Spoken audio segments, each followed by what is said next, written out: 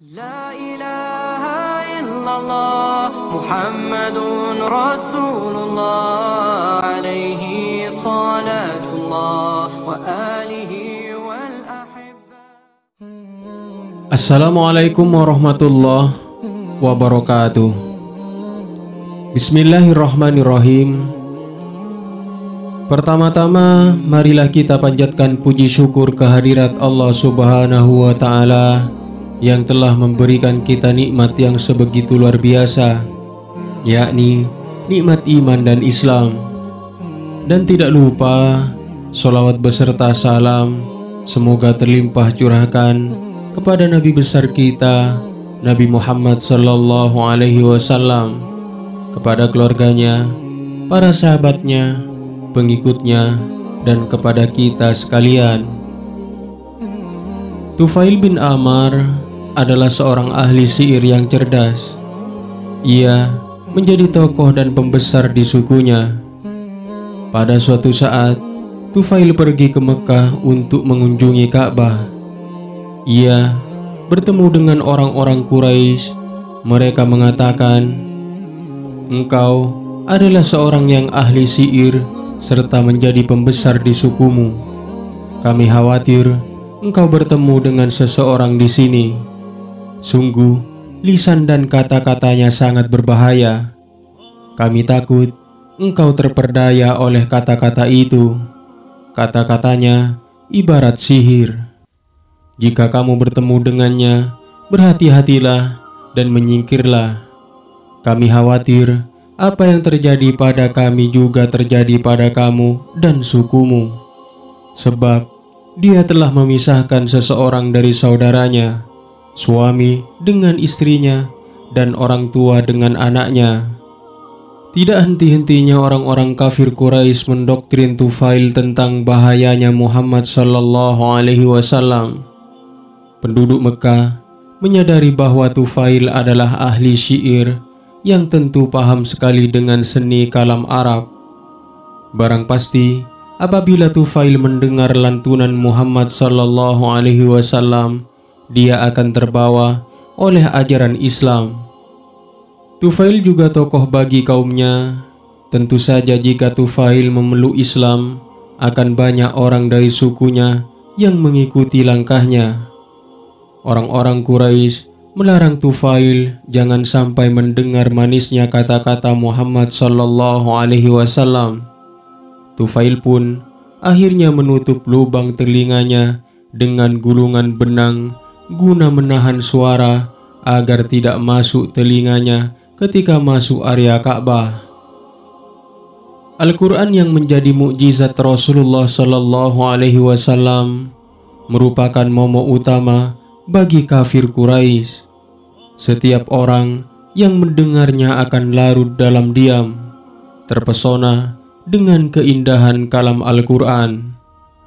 Orang Arab pada masa itu memang gemar bersyair.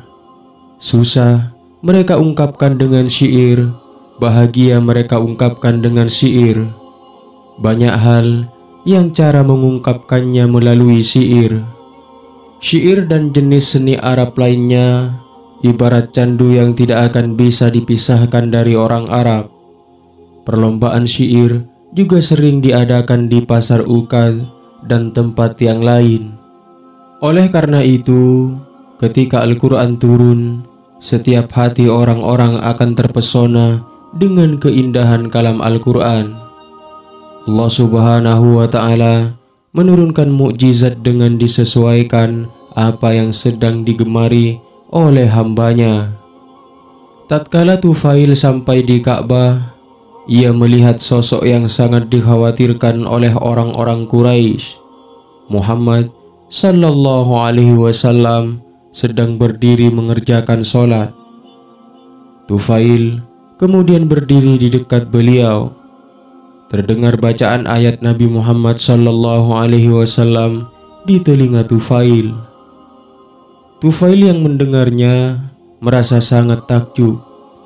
Ia berkata dalam hati, "Sungguh luar biasa. Tufail yang mengerti tentang baik buruk seni mencoba menyimak dengan betul apa yang dilantunkan oleh Nabi Muhammad sallallahu alaihi wasallam. Kemudian ia lepas penyumbat telinganya. Ia simak betul-betul. Jika yang didengar baik, maka ia akan menerima. Tapi jika yang didengar buruk, ia akan menolaknya. Namun yang terjadi adalah ia tidak mendengar sama sekali, kecuali untayan kalam yang begitu indah yang menghipnotis dirinya. Tufail sadar sekelas dirinya tidak akan mampu menyusun kalam yang seindah itu. Ini sudah di luar batas kemampuan manusia. Tufail lalu mengikuti langkah Rasulullah sallallahu alaihi wasallam yang pulang ke rumahnya. Ketika di rumah beliau, Tufail bercerita kepada Rasulullah sallallahu alaihi wasallam bahwa orang-orang Quraisy telah berkata yang tidak-tidak tentang dirimu. Aku tahu yang engkau baca tadi adalah sebuah kebenaran. Ajarilah aku agamamu. Tufail lalu diajarkan tentang agama Islam. Setelah menyatakan keislamannya dan mendengar ajaran Nabi Muhammad sallallahu alaihi wasallam, Tufail pamit undur diri kembali ke daerahnya. Tufail memohon kepada Rasulullah sallallahu alaihi wasallam agar diberikan keistimewaan yang dapat membuatnya menyebarkan Islam di kaumnya suku Daus. Rasulullah sallallahu alaihi wasallam lalu berdoa agar Allah Subhanahu wa taala memberi Tufail keistimewaan. Ketika Tufail pulang dan melewati gurun, Tufail mendapat keistimewaan berupa terpancarnya cahaya di antara kedua matanya. Cahaya yang amat terang yang menyinari gelapnya malam.